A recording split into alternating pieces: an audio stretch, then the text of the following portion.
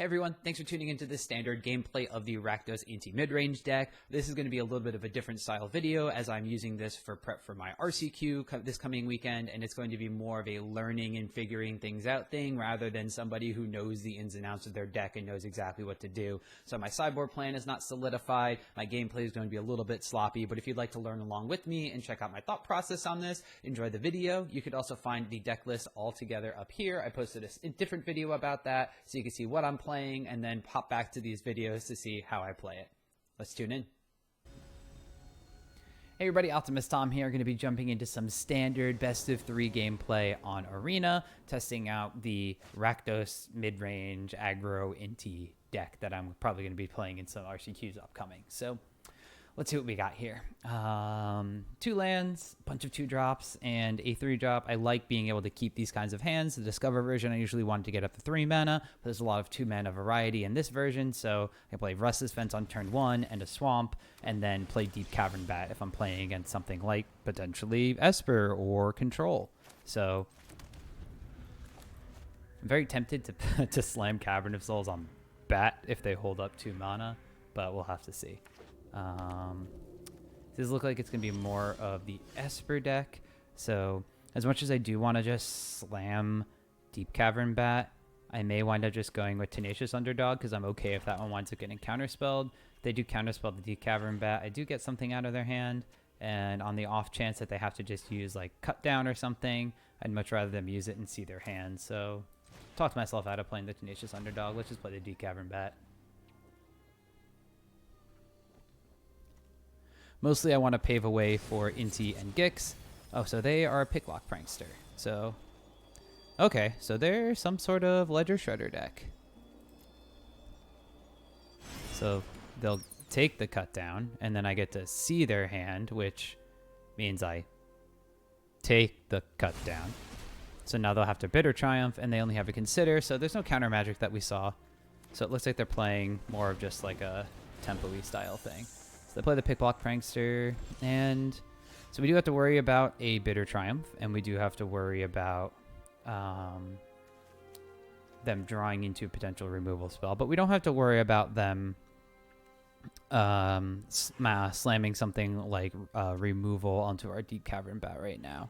So interesting thing here is now I probably want to play my Cavern on Phyrexian when I do play it because I have these 2 in hand. Playing Gix into a Bitter Triumph isn't the greatest.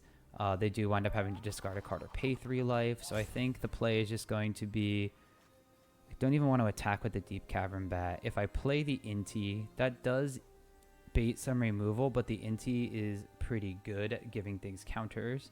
So I think what I'm going to do instead is just play my Tenacious Underdog.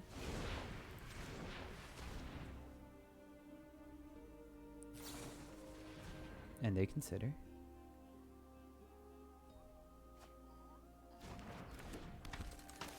And then just play this on Phyrexian so that I can set up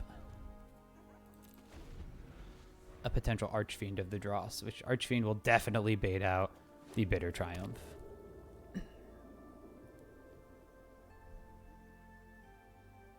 The Picklock Prankster is a pretty free attack here. We take 1, but they're not going to do it. Alright, so now we have a Cut Down and we have an Inti. I do kind of want to be able to get some cards on the battlefield. So my gut instinct is to look at this turn as Inti Cut Down, but first we're going to attack with our Tenacious Underdog.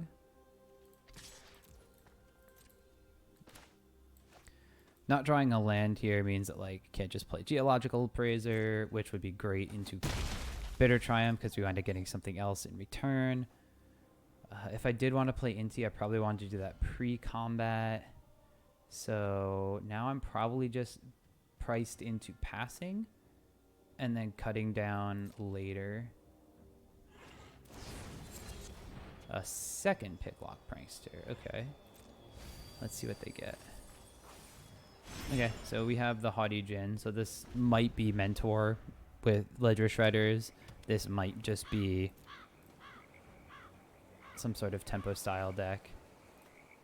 But falling behind on lands against a tempo style deck is not great. Yeah, so they're going to wind up putting a Ledger Shredder back onto the battlefield. It does come into play tapped, but we are going to wind up killing this Lighter Shredder before it gets the counter.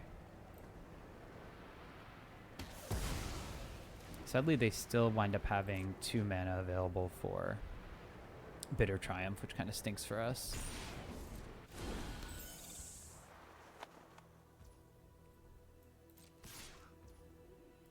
There's their free attack.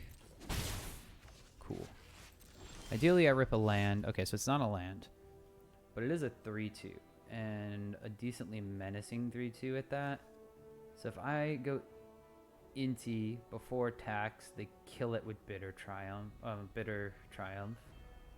I probably want to get the Bitter Triumph out of their hand. So I think that's the play, and I just sack my Inti here so I can get a Gix down next turn, because I'm falling behind.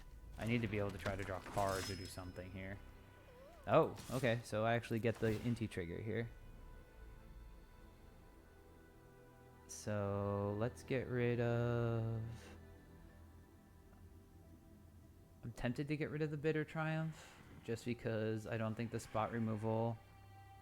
they have a Haughty Djinn in their graveyard. How big is their Haughty Djinn going to be? A 4/4? I think maybe the Bloodtide Harvester is slightly worse, so I'll just pitch the Harvester, even though I like the blood with Inti. So now they might actually just Bitter Triumph my Tenacious Underdog, which is fine. Because now my Inti gets to live. Cool. So now we get to play Swamp, and we get to hold up Bitter Triumph, which is what we were looking for with that Inti turn. So very curious that my opponent didn't actually kill my Inti to prevent the trigger, knowing that I'm low on land. Yeah. But hey, more power to him. Okay, so here's Monastery Mentor. So this is good that we have the Bitter Triumph now. They may wind up getting a single Monk token, but we'll see.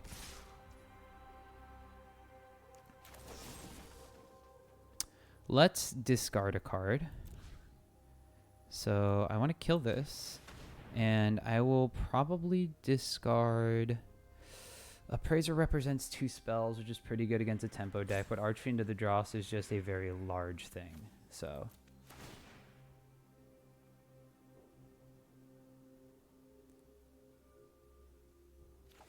now they could just protect their Monastery Mentor, but they won't. Cool. No blocks.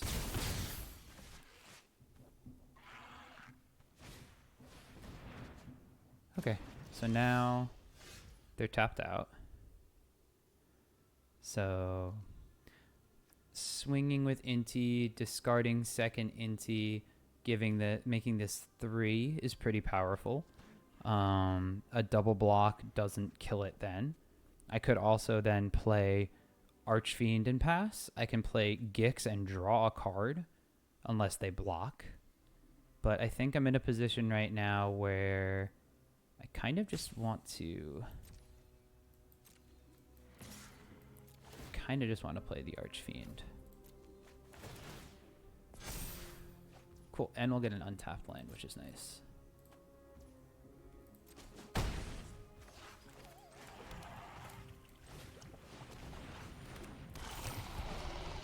And now making this a 7/7 Frampler with Inti is pretty solid. We'll have to see if they have like another Bitter Triumph or something for this.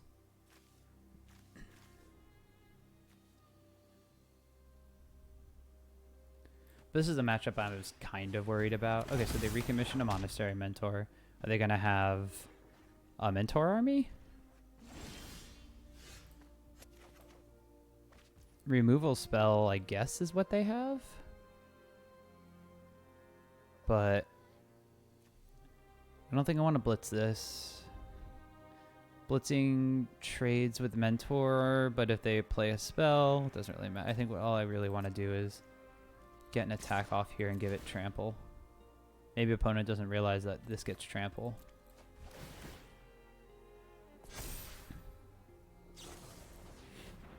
Okay, you get a monk. I say there's also like the off chance that like opponent can just make a bunch of monks on my turn and then kill me maybe. But Okay, so I have a Preacher of the Schism, so opponent's not killing me anytime soon. Sir, you'll take 4. And then 2 additional damage. So you saved yourself 1 damage with that block. Cool. So yeah, Preacher of the Schism over the Gix.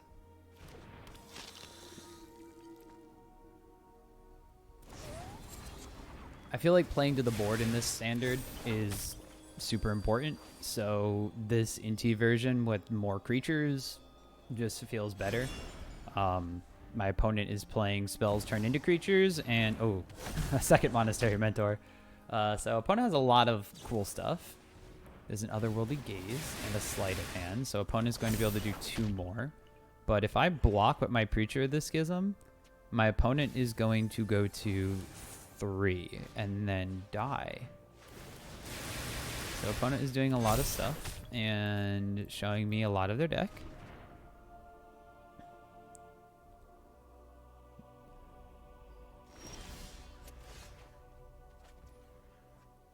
Cool. Yeah, it's like you're dead, opponent. All right. So, my gut instinct is I want to be bringing in cheap removal, and I want to be bringing in ways to disrupt their hand in some way. The draw spells are things I don't really care about hitting with duresses. The recommissions and the helping hands are, but that's only 8 of their spells. They're on the play, so they will be a turn ahead of me, so Extract the Truth might not be as great, and it does only take their creatures, but they just get back.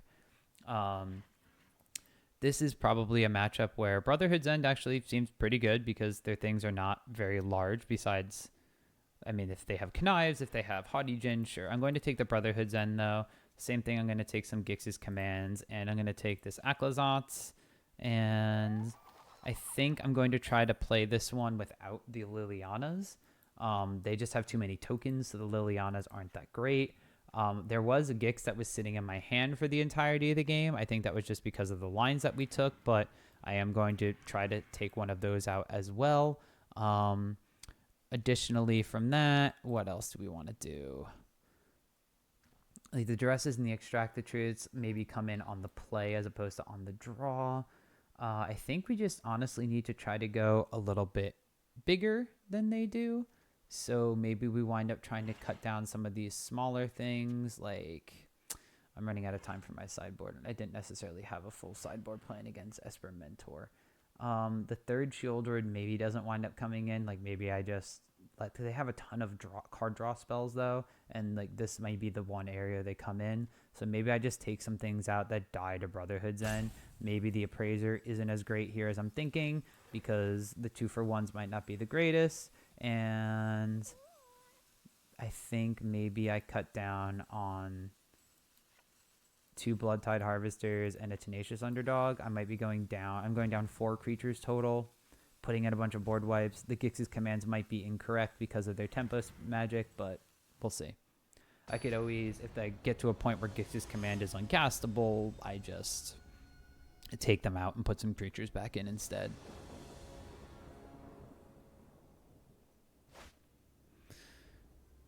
So this hand has an Inti and not too much else. It does have a Brotherhood's End and Shieldred. So it doesn't have the low mana interaction that I put in, and it doesn't have what I liked, like the 2 mana spells, but I did take a lot of those out because now I'm trying to be the bigger deck, which might be wrong. I probably want to be a little bit more aggressive, but I'm going to keep this and see how it pans out, mostly because I have a board wipe.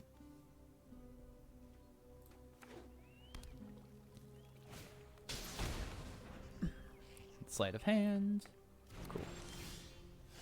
I will play Blackcleave Cliffs and pass. Alright. So they're probably going to get cut down value here, but that's fine. Oh, they didn't.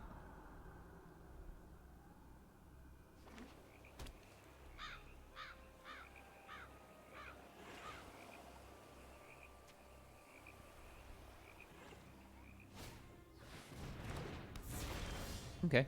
They tap out for Haughty Djinn. So we're going to attack. Our Inti is in no real danger of dying. Okay, we find a land.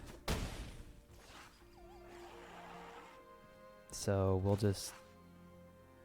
because we have to play this until the next end steps. Yeah, so we'll just play our Sulphur Falls, Sulphur Springs, and pass. If we really want to, we can cast Takanuma, which will give us something from Inti. Which I think might be the play, just because we want to be mana efficient here. Okay, yeah, if they're using Bitter Triumph here, we're going to Takanuma while it's discounted. We find another land. Oh, okay. Play it, get ourselves a Preacher this Schism. And we'll take 2 damage.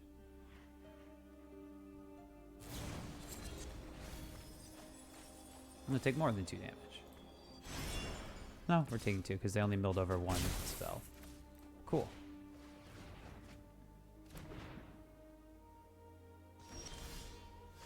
Alright, so I'm going to play this Haunted Ridge and I'm going to slam Shieldred. They drew a bunch of cards, so it's very possible they have a removal spell, but this will guarantee at least 2 damage, and then it gives me another turn to draw like Preacher and 2-drop.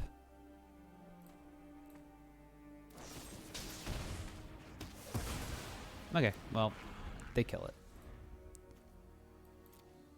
I could have sworn they only had 1 untapped mana, but I guess this is just the arena clumping things together, so probably a misplay on my part. Alright, now they can just tap a bunch of things here. We'll take 6 damage, which is not great, but hey. Okay, so we have a cut down now too. So we have things to consider. I think I do like still playing Preacher. It doesn't wind up dying to Brotherhood's End. Let me think here. If they play multiple spells, I could be taking 1, 2, 3, 4. I could be taking 5 damage and have to trade away my Preacher. So maybe I just Brotherhood's End now.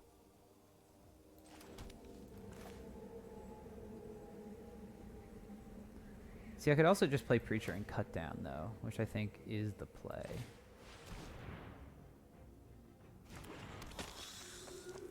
I'm just hoping they don't have Consider. So maybe I wait till their turn, but then that might not be a viable play. I might get a little bit greedy. Okay, so they didn't have anything, but I was worried that Consider would make it so that my cut down can't kill Monastery Mentor. But now if they cast like a Sleight of Hand, all right, there's the Consider. So they drew it, but now they didn't do anything at the end of my turn, so chances are they don't have another instant speed spell. Okay, well, they have another instant speed spell. It was a counter spell. So now I'm kind of getting blown out, which is unfortunate, because now I think I have to trade my Preacher for the Monastery Mentor. I'm taking 11. I'm at 1. No, I'm dead. I'm taking lethal. Okay, so that was too greedy. Got it. Okay, so these Gix's commands, they kill everything with power 2 or less, which is great on my turn. It lets me bring things back. It gets rid of their Haughty Djinn. I think now looking at it, I kind of want some form of hand disruption. I might even want Liliana still seems awful with the with all their tokens and such. So maybe what I do then is Brotherhood's End doesn't kill Haughty Djinn. It doesn't kill a Connive Ledger Shredder. They also have Monastery Mentor and Picklock Prankster.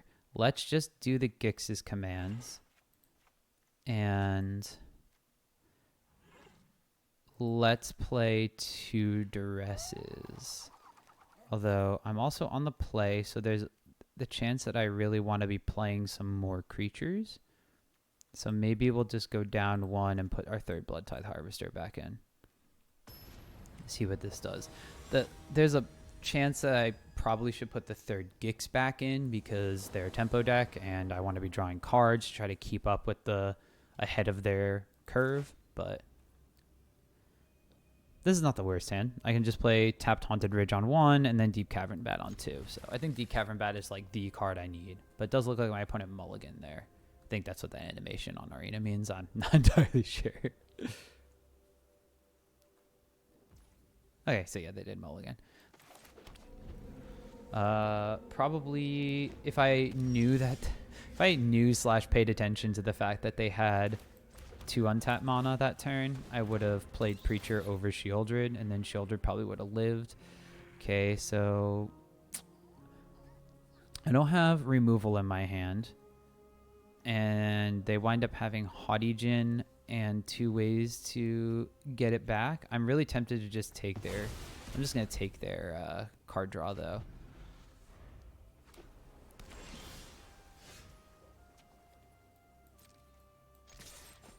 So Halo Forger does not have flash. It is not. It is not Snapcaster Mage.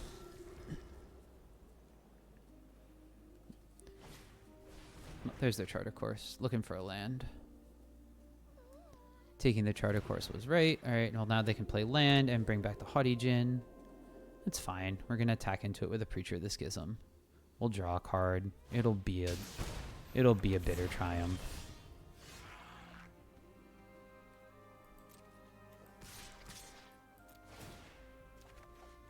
It is not a bitter triumph. It's a 2nd copy of Preacher of the Schism.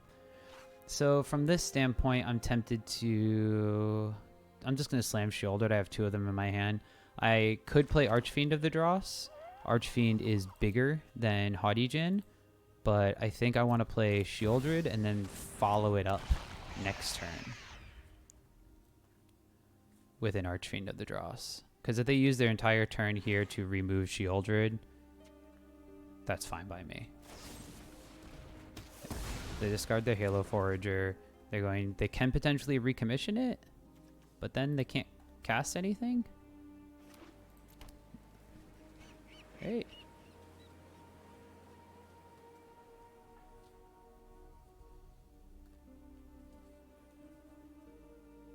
Are they just going to block? Sorry if you can hear that, by the way. I'm just like nervously shuffling my deck as I'm playing my deck, so. Okay, they recommission the Halo Forager. Okay, so they can kill the Preacher of the Schism by blocking it with the Halo Forager. Okay, so they still get that. Are they going to just bitter triumph the Preacher of the Schism then?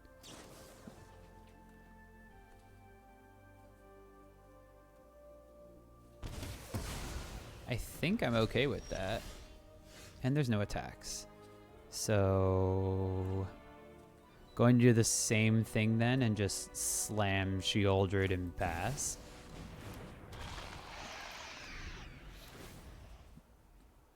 If they're 1 card in hand, they have to like draw runner, and with however many card draw spells they have.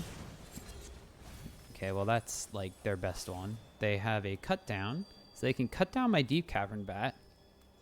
I don't suggest taking that one with Charter Course. They can get back a recommission, which gets back another Halo Forager, which can get back whatever they want with Picklock Prankster. And I keep forgetting Haughty Djinn actually has the discount clause to it, which is where I messed up last game. Okay, so you smash me. You want to draw 2 cards and take 4 damage. What I need now is a land so that I can play Aklazotz. Okay, well, I'll also take Bitter Triumph. Because now I can do Inti.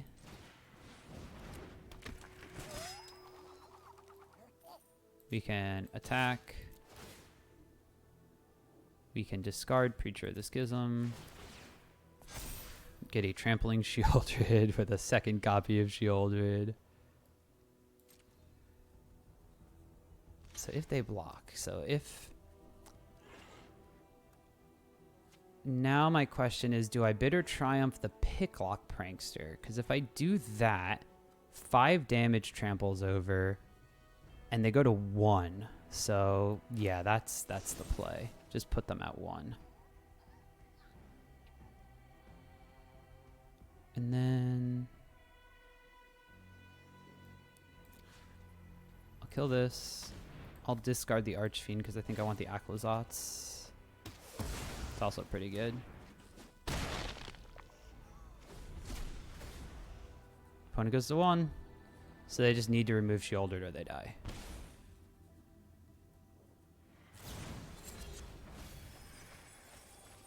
Not a removal spell for Sheoldred. Sleight of Hand does get around Sheoldred's draw.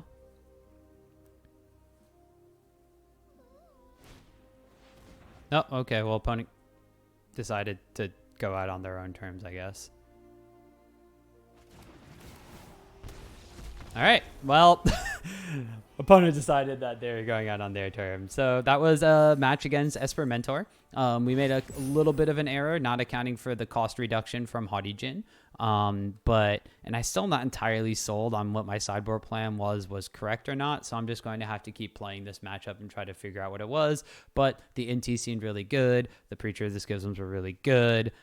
Just the package of spells seemed solid. So I'm already liking the fact that I can get more aggressive with this deck rather than needing to pass up mana up and kind of play the more like mid-rangey, grindy removal style. So definitely going to be looking forward to playing more of the deck. So if you want to see more of my matches on the Rakdos Inti mid-range deck, make sure to tap that subscribe button and then check out the deck tech on the deck as well as all the other videos I have on here for your Magic the Gathering content. See you later.